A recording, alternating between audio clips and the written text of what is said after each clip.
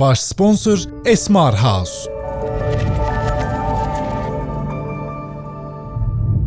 Bu yola belə deyək də özümüz başlamışıq. Hardasa 1 il əvvəl Esmar House adı altında. Dedik ki, Qəbələdə bir iş görək, ev tikək, varlanacağıq birdən-birə. bu adla başladıq. Oradakı istədiyimiz kimi olmadı istədiyimiz hardasa. kimi getmir, amma pis də deyil deyə bilərik. Qonağımız da var İsmail ilə burada. Kimdir qonağımız səncə? Bizi bu bəlaya salan. Bəlaya salan həm də yaxşı tərəfdən də belə deyək də, yəni bizə köməklik göstərib, bizim üçün torpaq tapıb, bizi bu işə daha da belə deyək, motivasiyamızı artıran Cavidan. Çünki ilk səni tanımışıq orada, torpağı ilk sən bizə tapısan. Belə deyək, bizə xeyli köməklik göstərmisən, amma hazırda belə deyək, keçək suala, vəziyyət o deyil. O deyil. Yəni belə deyək, bazarda qiymət kifayət qədər aşağıdır. Biz yox, bizim kimi digər ev sahibləri də bundan əziyyət çəkir. Yəni nədir orada məsələ ümumilikdə? Niyə bu hala gəlib düşdü? Belə deyim, ev sayı artdı. Qonaq sayı azalmadı. Sadəcə olaraq müştəri bugünkü gündə bazara gəlir, Qəbələdə ev axtarır. Təkliflərin sayı daha öncə 5-6 idisə, bugünkü gündə 10-15-dir. Bax Cavidan, bu gün Qəbələdə ev sahibi olmaq qazancdır, yoxsa problemdir? Çünki biz bütün günü bu işin içindəyik, demək olar. Telefon susmur, müştəri yazır, təklifləri göndərirsən müştəriyə, təklif eləyirsən, bir qiymət qoyur ki, sənin üçün. Yəni təsəvvür edirsən ki, mən bu qiymətə bunu necə verim? Ancaq kommunala mı işləyim? Yox, köhnə ev sahibləri heç bir qiyməti demək olar ki, endirmədi. Yeni ev sahibləri qiyməti endirdi. Çünki evi tikdi, yekunlaşdırdı. Yay sezonunda, mövsümdə yaxşı gəlir əldə etdi. Düzü payız, qış aylarında bax müştəri yoxdur. Amma evi avtomatik olaraq bütün kommunal xəttləri daimi olaraq aktiv olmalıdır hamısı. Qaz, isti hovuzu, evin kombisi. Çünki anda müştəri rezervasiya etdikdə isti hovuzu bilirsiniz ki, 200 gündən tez qızdırmaq mümkün deyil. Müəyyən günlərdən sonra adam qiyməti 150 manat endirdi, 200 manatdan. Daha sonra görür ki, müştəri yoxdur. Çünki ayın sonunda gözləyir ki, o təxminən ayın sonunda 900 manat, 1000 manat kommunal ödəyəcək. Deyir, 10 müştəri götürüm 100 manatdan kommunal ödəsin. Və bununla da bu yeni bazara daxil olmuş yeni şəxslər 100 manata, 110 manata, 120 manata endirdi. Və bu təkliflər müştəriləri artıq bazarda tanındı ki, isti hovuz evlər 100 manata, 120 manata artıq mövcuddur. Daha öncəki illərdə nəzər yetirsəniz, heç mümkün deyil ki, 200 manatdan aşağı isti hovuzlu ev tapa biləsən. 200 manatı yox idi. Yaxşı xidmət göstərdikdə, yaxşı qiymətlə, yəni tam səmimiyyətindən deyirəm, 5 ildir bu sferada çalışıram. Müştərilər daimi olaraq həmin evi seçirlər.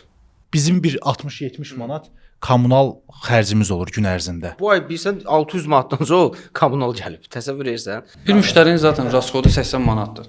Bütün hər bir şeyi hesablayanda bir müştərinin xərci 80 manatdır. Yəni bunu biz yox, yəni o digər belə deyək, o aşağı qiymətə verən ev sahibləri, yəni bundan nə gəlir götürür ki evi?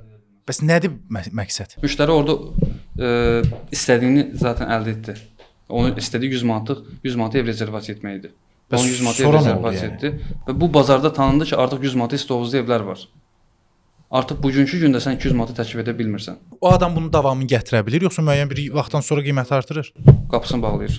Yəni bu tendensiya bu formada davam eləsə, bundan sonra Qəbələdə insanlarda belə bir fikir formalaşacaq ki, kira evin qiyməti 100 manatdır. Daimi müştəri bazası əldə etmək lazımdır. Yüksək keyfiyyətlə. İnsanlar da eyni ilə ailəsinə istirahətə getdiyi zaman orada tam belə net olaraq deyim ki, yəni o ev 120 manat oldu, 150 manat oldu, 170 manat oldu. Zaten o planlayıb istirahətini gedir istirahət etməyə. Orada 50 manat böyük pul deyil. Yəni istirahətə gedən şəxs üçün. Hə. O daimi olaraq rahatçılıq tapdığı evdə 200 manat daimi olaraq ödəniş etməyə razıdır. Daimi 100 manata verilən evə getsə, o bir dəfə gedəcək. Çünki orada yüksək xidmətdən söhbət gedə bilməz. Təmizliyi 30 manat təmizlətdirir. 100 manata verən təmizlətdirəsən 10 manata, 12 manata. Düzdürmü? 10 manata təmizlənən işdə nə keyfiyyət ola bilər? Əlbəttə ki, belə üzr istəyirəm, divanın küncləri olsun, evin tinləri olsun, hamamın bütün hər bir yeri olsun, yüksək şəkildə təmizlənməyəcək.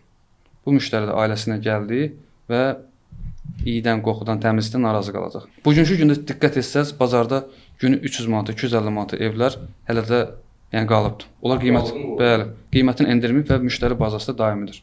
Bir neçə evlər var ki, yəqin ki, mənim adımda. Amma Cavidan, kifayət qədər belə görünüşü qəşəng olan, hovuzu olan, isti hovuzu olan evlər də var ki, 100-120 manata təklif edir. Özümüz də girib baxırıq şəkillərinə. Barsan ki, yəni bu evin o dəyərmi o qədər kommunal xərcinə, bu evin görünüşünə o qiymət? Elə bir ev var ki, videoların bütün sosial şəbəkələrdə yəqin dəfələrlə görmüsüz. Deməyəcəm hansı evdə harda yerləşdiyini. Videodan baxdıqda Desəm nə olar ki? yox deməsəm daha gözəldir. Daha sonra göstərərəm hansı evdirsə. Hə, yaxşıdır. Videolardan baxsaz deyərsiniz ki, buraya həqiqətən də 400 manata dəyir. Ucuz qiymətə vermir. Qış aylarında 200-250 manata verir. Evdə hər bir şey sıfır səviyyədədir. Bu işə ilk başlayan adam, məsəl üçün Qəbələdə ev tikmək istəyir, sırf bu işlə, turizmlə məşğul olmaq istəyir. Yəni nəyə diqqət eləməlidir? Hansı ərazidən torpaq almalıdır? Fərdi yaşayış evlərindən kənar olmalıdır. Elə bir mövqedə yerləşməlidir ki, ora istənilən növ avtomobillə rahat bir şəkildə getmək mümkün olsun.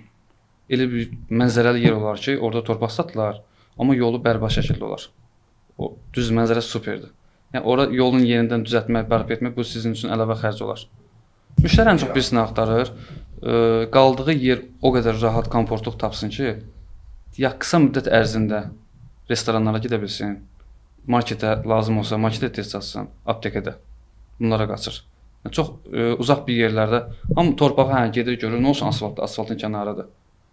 Qiymətinə baxarkən ucuzdur. Niyə ki bahalı yer alım? Əslində düzgün yanaşır, yəni öz fikrinə gedim bir sotu 7.000-8.000 manat niyə sayım? Biraz 3 kilometr kənarda maşına rahat gəlmək olan bir yerdə gedim sotu 2.000-2.500 manata torpaq alım. Müştərilər ən çox axtardığı yer və kirayə evlərdə Novruzgöl ətrafı Vəndamdır.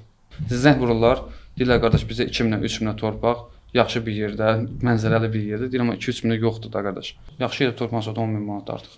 Bir neçə il əvvəl torpağın qiyməti belə deyək, bu qədər idi. Yoxsa yəni hansı illər ərzində bu qədər kəskin artdı? Son 2 ildə 3 dəfə qiymət artıb. Novruzgöl ətrafında, Vəndam qəsəbəsində, bu Həmzəli kəndində mənzərəli yerdir, yaxşı yerində evlər yaxşı da çalışır. Şəhər deyil, yəni şəhərin mərkəzində belə sözüm pismasan, pulun var şəhərin mərkəzində torpağın bir sotu 20-25 min manatdır. Yəni kirayə vermək fikri ilə yanaşanda şəhər mərkəzindən torpaq alıb ev tikib kirayə vermək mənim fikrimcə o deyil. Hansı ərazidə ev tikmək daha məqsədə uyğundur? Kənd yerləri mənzərəli. Çünki çox adamlar biz özümüz də görürük ki, Biz özümüzü axtaranda nə qədər axtardıq ki, sakit bir yer olsun. WhatsApp qrupumuzda da Kənd əhalisi yaşamasın, müştəri gələcək, səs salacaq. Şəhər mərkəzində torpağın bir sotun qiyməti daha sürətlə artır ki, nəinki kəndlərdə. Elə evlər var ki, bu günlərin bir günü 500 manat olaraq qalıbdır. Bilməm məlumatınız var yoxsa yox. yəni müştərisi varmı, yoxsa deyib qalır? Çünki o qədər gözəl bir görüntüsü var ki, istər hovuzdan olsun, istər evin daxilindən olsun. Yəni o evi 500 manatı stabil olaraq da saxlayıbdır. Bazarda kifayət qədər saxta vasitəçilər var, maklerlər var ki, səndən ödəniş alır, əvvəlcədən behi, sonra yoxa çıxır, həmin adam bloka atır və yaxud hansısa bir formada. Yəni müştəri ev kirayə ev götürmək istəyəndə nəyə diqqət eləməlidir? Qiyməti ucuz görür adam. Ucuz gördən hər şeydə sərfəli olmur. Bu da var. Bunun reklamını müəyyən bir saytlarda da görə bilər, sosial şəbəkələrdə də görə bilər. Amma belə tam açıq danışaq ki, adam evi görübdür, böyük bir iqamətgahdır. Amma bunu 100 manat, 150 manata görür. Bu dəfələrlə də bir neçə müştərinin başına gəlmiş hadisələrdəndir ki, evin şəklini atıb bizə ki, qalmışıq Qəbələdə və bizə bir konum göndəriblər. Bu konumda belə bir ev yoxdur. Bizə köməklik edin bu evi tapmaqda. Adam bu evə baxanda elə başa düşmək olur ki, hə bu ev heç Azərbaycanda yoxdur. Mənim WhatsApp üzərindən olan müştəri bazam sosial şəbəkələrdə yoxdur. İllərlə məni seçmiş şəxslərdir. Daimi olaraq məndən ev rezervasiya edirlər. Özünüzdə məlumatınız var ki, ucuz qiymətə də ev kirayə verməmişəm. Bahalı evə demək istəyir ki, bahalı adam gəlir, onlar da problem yaratmır, hə? Bu deməkdir. Bahalı adam. Yenə qayıt. Çox sual vermir də. Yəni çox problem yaratmır. Yəni yeri gəndə qısa bir xırda bir problem belə özü həll etməyə çalışır. Mən zəngdə şərtimi öncədən kəsirəm bütün müştərilərlə, yeni müştərilərlə belə. Yəni könüllülər hər biri tanıyır. Nikah şəhadətnaməsini təqdim etmədən müştəriyə ev təqdim etməmişəm. Problemdən maksimum uzaq olmuşam. Nədə yorur müştərilər səni ən çox? Bəzən istədiklərini bilmək olmur ki, həqiqətən adamın axtardığı nədir? Deyir qardaş sən göndər şəkillər, sən göndər. Deyirəm amma məndə 500 dənə şəkil var. 500 dənə evin hamısı şəkli var. Daxildən olsun, xaricdən olsun. Yəni müştəri özü nə istədiyini bilmir də. Yox. Fikrini tam aydınlata bilmir. Adam həqiqətən yorulur ki, qardaş 10 dənə ev göndərdim də mən sənə. Yəni bunun birini rezervasiya et. Heç geri dönüş də etmir. Çünki o getdi bazarda 110 manata bir dənə ev tapdı, qaldı. Cavidan, sən bir dənə qəşəng sual verəcəm. Bu insanlarda bu Afrim sevgisi nədir? Niyə bax qəşəng belə deyək, İki hündür, müştəri, geniş hər evləri müştəri qoyub, Afrim istəyir, hə. geniş evləri qoyub ümumi Afrim, deyirlər Afrim, ki, hə, Afrim. Afrim. Niyə də? Yəni bu ölmədi bu maraq. Çünki adam kvadrat evdə qalır. bu evi Üç uzaqlıqları. tamamilə fərqli görür. Tamamilə fərqli görür. Və nə qədər insanlar bu evlərdə gəlib kirayə qalsalar da, axı yeni gənclər var, yeni şəxslər var ki, belə deyək də 18 yaşı, 19 yaşı, 20 yaşı olan şəxslər deyək də, gənclər bu evləri rezervasiya etmək istəyirlər. Hələ o sosial şəbəkə üzərində görürlər, bir-birlərini göndərirlər, artıq maraq yaranır. Hamı da deyir ki, bazarda hamı Afrim ev axtarır. Mən üçün narahatdır, belə deyim. Mən öz adıma danışıram şəxsən. Mən evə üstünlük verərəm, nəinki Afrimə. Yəni bir dəfə olaraq maksimum gedərəm. Qarşıda bizi konteyner evlərin gündəmi gözləyir. O daha maraqlı olacaq. Yeni bazara daxil olan şəxslər Afrim ev tikməyə dayandırsınlar. Fərqi yoxdur, yəni nə olur olsun, bazarda bir şeyin çoxluğu bir-birinin arasında rəqabətdə problem yaradır. Afrim evlərin sayı çox, müştəri bazara daxil olur, ev axtarır, ona imeni Afrim axtarır. Təklif olunurdu daha öncə 5 ev, indi təklif olunur 10 ev. 10 dənə ev sahibi gözləyib, bir dənə müştəri hər hansı bir evi rezervasiya edəcək. Onlar da bir-birinə qiymət endirə-endirə axırda hər hansı biri 150 manata, 130 manata kirayə vermiş olur. Müştəri Afrim biz necə baxır? Fərqi yoxdur, sən 250 min pul dökmüsən və ya 150 min pul dökmüsən. Deyir qardaş, Afrim də Afrimdir. Mənə fərqi yoxdur. Yəni gedib 250 min, 300 min pul xərcləyən də var, 150 min pul xərcləyən də var.